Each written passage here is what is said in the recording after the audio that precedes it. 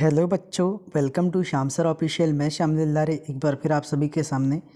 तो फ्रेंड्स, आज की वीडियो क्लास 9th के बच्चों के लिए मोस्ट इंपॉर्टेंट होने वाली है, क्योंकि आज हम क्लास 9th 24-25 का प्रीवियस ईयर क्वेश्चन पेपर देखने वाले हैं, जो आप लोगों की एग्ज़ाम में पूछा गया था। तो बेटा देखिएगा, कई सारे बच्चे ये जैसे ही सत्र को दिखते तो आप लोगों का मूड नहीं करता है वीडियो देखने का। तो आप लोगों से एक रिक्वेस्ट करता हूँ बेटा कि आप लोग इस पर ध्यान न दें, क्योंकि यहाँ पर वही क्वेश्चन इंपॉर्टेंट आप लोगों को अब आगे पूछे जाते हैं जो कि प्रीवियस ईयर एग्ज़ाम में आते हैं। ठीक है, इसीलिए वीडियो को एकदम ध्यान से देखिए। मैं आपको गारंटी के साथ बोल सकता हूँ 70 से 80% प्रश्न आपको यहीं से पूछे जाएंगे। आप बिल्कुल निश्चिंत होकर आप लोग एग्ज़ाम में जाइएगा, है ना। आप लोग बिल्कुल भी ये नहीं सोचिएगा कि ये 2024-25 का पेपर है। तो चलिए फ्रेंड्स, ज़्यादा देरी न करते हुए वीडियो को स्टार्ट करते हैं। स्टार्ट करने से पहले आप सभी से एक रिक्वेस्ट करना चाहूँगा कि अगर आप हमारे चैनल पर न्यू हैं तो आप हमारे इस चैनल को सब्सक्राइब कर दीजिएगा, बेल आइकन को इनेबल कर दीजिएगा फ्रेंड, ताकि इस तरीके की एजुकेशन वीडियो जब भी हमारे चैनल में अपलोड होगी तो इसका नोटिफिकेशन आपको सबसे पहले मिल जाएगा। तो चलिए अपन वीडियो को स्टार्ट करते हैं। पहला प्रश्न आप लोगों के लिए ये है, उचित विकल्प चित्वा लिखत। मतलब हमको उचित विकल्प के प्रश्न के आंसर देना है। दिगु समासस्य उदाहरणम अस्ति। तो यहाँ पर निम्नलिखित में से जो द्विगु समास का उदाहरण क्या होता है, तो बेटा द्विगु समास वो होते हैं जो संख्यावाचक होते हैं, है ना, जो संख्या जिसमें प्रदर्शित होती है। तो बेटा ध्यान से देखिएगा, इसका जो राइट आंसर हो जाएगा वो हो जाएगा त्रिभुवनम, है ना, त्रिभुवनम, ये आपका राइट आंसर हो जाएगा। सेकेंड है यथाशक्ति पदे समास अस्ति। शक्ति के अनुसार इसका समास विग्रह होता है, और समास ये कौन सा समास हो जाएगा, ये अव्ययी भाव समास हो जाएगा यथाशक्ति। ठीक है। चौर भयम पदस्य समास विग्रह अस्ति। चौर भयम पदस्य का समास विग्रह क्या है, तो इसका समास विग्रह हो जाएगा बेटा चौराद भयम। क्या हो जाएगा, चौराद भयम, ये आपका राइट आंसर हो जाएगा, ऑप्शन नंबर ए। बढ़ते हैं नेक्स्ट क्वेश्चन की ओर। प्रश्न क्रमांक 3 है, गुणे संधि उदाहरणम अस्ति। तो गुणे जो गुण संधि का जो उदाहरण होगा कौन सा होगा, तो बेटा गुण संधि का उदाहरण यह हो जाएगा गुण संधि का हितोपदेश। ठीक है, हित धन उपदेश, ठीक, तो इसे अपन बोलेंगे हितोपदेश। ओके। नेक्स्ट, ममेव पदे संधि भवति। तो ममेव में कौन सी संधि होती है, तो मम धन यू, इसका विग्रह हो जाएगा मम धन यू, मम धन यू, और मम धन यू ये हो जाएगा बेटा आप लोगों का वृद्धि संधि। कौन सा संधि हो जाएगा, वृद्धि संधि। राइट आंसर हो जाएगा ऑप्शन नंबर ए। पुस्तकालय पदस्य संधि विच्छेद अस्ति। तो पुस्तकालय शब्द का संधि विच्छेद क्या होगा, पुस्तक धन ये हो जाएगा बेटा आप लोगों का पुस्तक धन अलय। ठीक है, या पुस्तक धन आलय पुस्तकालय। ठीक, इसका राइट आंसर ऑप्शन नंबर स हो जाएगा। चलिए बढ़ते हैं अपन नेक्स्ट क्वेश्चन की ओर। प्रश्न क्रमांक 2, कोष्टकात चित्वा रिक्त स्थानानि पूरयत, है ना। इन प्रश्नों के आंसर यहाँ पर देखो, जो कोष्टक में दिए हैं उसको चुनकर लिखना है। तृतीय विभक्ते एकवचनम रूम अस्ति खालिस्तान भवति। तो बेटा इसमें रामेन राइट आंसर हो जाएगा ऑप्शन नंबर बी, रामेन। रमाय पदे कह विभक्ति भवति। तो रमाय पदे कौन सी विभक्ति है, ये चतुर्थी विभक्ति है। फलानी पदे ब्लैक अस्ति। तो फलानी पदे कौन सा पद है बेटा, ये बहुवचनम अस्ति। बालकस्य पंचमी विभक्ति रूपम अस्ति। तो बालकस्य के जो पंचमी रूप होगा बेटा ये हो जाएगा बालका। देखो सभी का दूसरा आंसर ही आ रहा है। ठीक है। नेक्स्ट क्वेश्चन है, बालक कुत्र गच्छति पदे। ठीक है, तो इसमें अवयव अस्ति। तो अवयव कौन सा हो जाएगा, कुत्र हो जाएगा, क्योंकि कुत्र में किसी भी प्रकार का परिवर्तन नहीं कर सकते। ईश्वर सर्वत्र विद्यते इत्रत्य अवयम अस्ति। तो अवयम क्या होगा, इसमें हो जाएगा आप लोगों का अवयम, इसका जो अवयम हो जाएगा बेटा सर्वत्र हो जाएगा। ठीक है, सर्वत्र, ये आपका राइट आंसर हो जाएगा सर्वत्र। चलिए बढ़ते हैं फिर नेक्स्ट क्वेश्चन की ओर। शुद्ध वाक्य नाम समक्षम आम, अशुद्ध वाक्य नाम समक्षम इति लिखत। तो शुद्ध वाक्य के सामने हमको क्या लिखना है, आम, और अशुद्ध वाक्य के सामने हमको क्या लिखना है, आम मतलब न लिखना है। ठीक है, तो यहाँ पर आपको पहला प्रश्न क्या दिया है, पहला प्रश्न ये है बेटा, देखिएगा, मधुर फलम इतरस्य फलम विशेष्यम पदम नस्ति।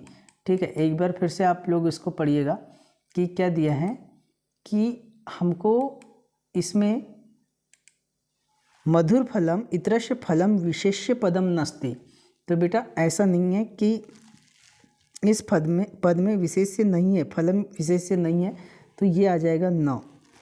ठीक है, इसका राइट आंसर हो जाएगा आप लोगों का न। विशाल वृक्ष इतरत्र वृक्षम विशेषम नस्ति, तो इसका भी हो जाएगा आप लोगों का न। भ्रमराणाम पदस्य पर्याय पदम अलीनाम अस्ति, तो ये हो जाएगा बिल्कुल सत्य है, ये आम हो जाएगा। तटे पदस्य पर्याय पदे तीरे नस्ति, तो ये आप लोगों का न। सूर्यास्त पदस्य विलोम पदम सूर्योदय अस्ति, है ना, इसका सूर्यास्त पदस्य का विलोम पदम सूर्य है। ठीक है, तो ये आप लोगों का हो जाएगा आम। जो सूर्यास्त है उसका सूर्योदय होगा, जो सूर्यास्त है उसका विलोम सूर्योदय होगा। हसितुम पदस्य विलोमम रोदितुम नस्ति, तो न। ठीक है, नस्ति, तो बिल्कुल न। ओके, चलिए बढ़ते हैं अपन। उचित युग्म मेल कुरुत, मतलब हमको सही जोड़ी का आंसर देना है। दृश्य, तो दृश्य का मतलब पश्यति, राइट आंसर आपका घ हो जाएगा। गम से गच्छति, धातु रूप है ये। मध्यम पुरुष अस्ति, तो मध्यम पुरुष यहाँ पर है बेटा भौसी। वदतु वददु लोट लकार। ठीक है, तुमुन पठितुम, गत्वा कत्वा। ठीक है, कत्वा प्रत्यय और इसमें तुमन प्रत्यय। ओके, बढ़िया। चलिए बढ़ते हैं अपन नेक्स्ट क्वेश्चन की ओर। एक पदेन उत्तरम लिखत, तो एक पद में हमको क्या देना है, उत्तर देना है। तो पहला आप लोगों के लिए क्या दिया है कि अनुगच्छति पदे उपसर्ग अस्ति, तो अनुगच्छति पदे, इस पद में उपसर्ग क्या है, तो बताओ उपसर्ग क्या है, अनु। क्या हो जाएगा, अनु। आपका राइट आंसर हो जाएगा अनु। ठीक है, अनु। अत्याचार पदे उपसर्ग अस्ति, तो इसमें उपसर्ग हो जाएगा आप लोगों का अति। तुला कीदृशी आशित, ठीक है, संतुलन कैसा था। ठीक है, तुला कीदृशी आशित, तो किसका होता है, लोह उपकरण, लोह उपकरण। नेक्स्ट, आयत लोचना का अस्ति, किसकी आंखें लंबी है, तो ये होता है बेटा सीता की आंखें लंबी, तो सीता। अजात शिशु कुत्र सुरक्षित तिष्ठति, ठीक है, मतलब जो नवजात शिशु होता है वहाँ कहाँ सुरक्षित रहता है, तो ये मात्र गर्भे सुरक्षित होता है, माँ के गर्भ में, तो मात्र गर्भे। ठीक है, इसका राइट आंसर हो जाएगा। श्रवणीयम पदे प्रत्यय अस्ति, तो प्रत्यय क्या हो जाएगा इसमें, अनियम, अनियम, ये हो जाएगा। चलिए फ्रेंड्स बढ़ते हैं अपन नेक्स्ट प्रश्न की ओर। प्रश्न क्रमांक 6 आप लोगों को दिया है कि प्रकृति प्रमुख तत्वानि कानि रान, है ना, कानि संति। इसका मतलब यह है प्रकृति के मुख्य तत्व क्या हैं, तो क्या क्या है आप लोगों को याद भी होना चाहिए। पृथ्वी, जलम,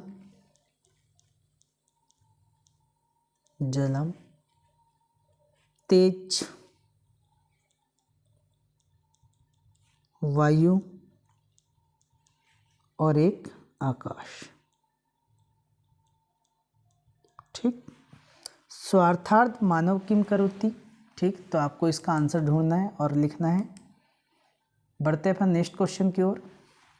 जटायु पश्य इति पदम का वदति, तो ये आप लोग क्या काम कीजिएगा, है ना, जटायु देखो यह कौन कहता है, तो ये कौन कहता है, सीता कहता है, तो आपका राइट आंसर सीता हो जाएगा।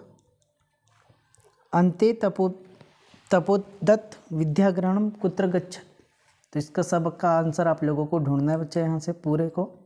ठीक है, चलिए तो मैं आप लोगों को इम्पोर्टेंट प्रश्न बता देता हूँ, आप लोग जल्दी से इसका स्क्रीनशॉट ले लीजिएगा फटाफट से। चलिए,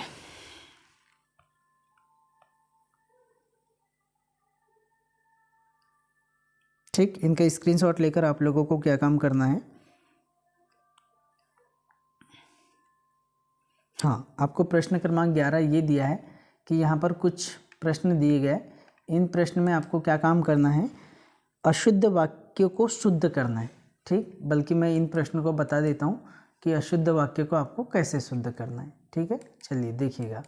इसमें पहला प्रश्न क्या दिया है कि स पठामी, तो आपका ये आ जाएगा सह पठती, सह पठती। गणेशम नमः, तो इसका सही आंसर हो जाएगा बेटा गणेशाय नमः, गणेशाय नमः। बालका गच्छति, तो बालका गच्छन्ति, लड़के जाते हैं, बालका गच्छन्ति। ठीक, ये आप लोगों का राइट आंसर हो जाएगा। फिर नेक्स्ट आपका है प्रश्न क्रमांक 12। निर्देशानुसार वाच्यम परिवर्तन कुरुत कोपी दो, मतलब दो वाक्यों के हमको वाच्य परिवर्तन करना है। बालकः विद्यालयम गच्छति, कर्म वाच्य करना है, तो इसका जो राइट आंसर हो जाएगा बेटा ये हो जाएगा बालकेन, बालकेन विद्यालय गम्यन्ते, विद्यालय गम्यन्ते। राइट। नेक्स्ट मया पठन्ते, कृतवाच्य बनाना है। ठीक है, मया पठन्ते का कौन सा वाच्य बनाना है, कृतवाच्य बनाना है, तो ये हो जाएगा अहम पठती। ठीक है, अहम पठमि। रामेन फलम खादन्ते, तो रामः फलम खादति, फल खादति, ये आपका सही हो जाएगा। चलिए बेटा बढ़ते हैं अपन नेक्स्ट क्वेश्चन की ओर। अधोलिखित संतानी क प्रति कथ्यति, है ना। ठीक, वाक्य नहीं क प्रति कथ्यति, तो इस वाक्य में क्या क्या बोला है तो ये आप लोग देख लीजिए बेटा इसका आंसर, है ना। रेखांकित पदे प्रश्न निर्माण कुरुत, जो आपको रेखांकित पदे दिया है इसमें आपको क्या करना है, प्रश्न का निर्माण करना है। जैसे सूर्योदयात पूर्वमेव बालिका तत्रोपस्थिता। ठीक, तो इसका आप लोगों को प्रश्न का निर्माण करना है। तो इसमें क्या हो जाएगा, प्रश्न का निर्माण का मतलब कस्मात् पूर्वमेव, सूर्यात की जगह क्या लिख देंगे आप, कस्मात्, कस्मात् पूर्वमेव बालिका तत्रोपस्थिता। फिर है मोदकानि पूजा निमित्तानि रचितानि आसन, तो काणी, काणी पूजा निमित्तानि रचितानि आसन। पर्यावरण संरक्षणम धर्मस्य अड़म अस्ति, तो कस्य, है ना, इसके जगह लिख देंगे आप कस्य, और फिर प्रश्नार्थक चिन्ह लगा देंगे सभी की जगह। सूर्यात, सूर्योदय की जगह कस्मात् पूर्व में, मोदकानी की जगह कानी, और पर्यावरण धर्माक्ष की जगह कश्य, और इसके बाद में आपको प्रश्नवाचक चिन्ह लगा देना है। ठीक है, चलिए तो बेटा इसी प्रकार से आपको सभी प्रश्न को उत्तर प्रश्न समागत श्लोक व्यायाम पाठ्य पाठ्यपुस्तक एक सुभाषतानी श्लोक लिखा, तो आपको एक सुभाषतानी का श्लोक लिखना है अपनी पाठ्यपुस्तक के।